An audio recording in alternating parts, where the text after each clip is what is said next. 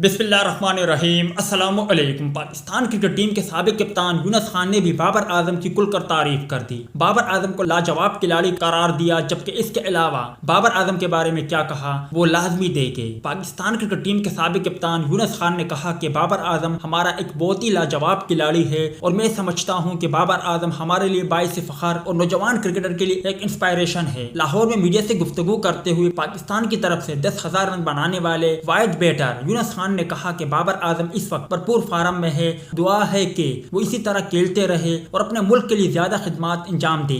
उन्होंने मजीद कहा कि ख्वाहिश है कि बाबर आजम मुल्क के लिए ज्यादा से ज्यादा खेले और अगर थोड़ी बहुत एनर्जी बच जाए तो फिर अपने लिए भी खेले। अगर इस तरह की सोच हमेशा रहे तो अल्लाह की तरफ से भी बहुत कामयाबी मिलती है। याद रहे कि वेस्टइंडीज के खिलाफ बाबर आजम ने पहले ओडीआई मैच में शानदार सेंचुरी बनाई थी, जबकि इसके अलावा दूसरे ओडीआई मैच में बाबर आजम की बात करें तो उन्होंने दूसरे ओडीआई मैच में भी इंतहाई जिम्मेदाराना बल्लेबाजी का मुजाहरा किया, ताहम वो 77 रन बनाकर आउट हुए।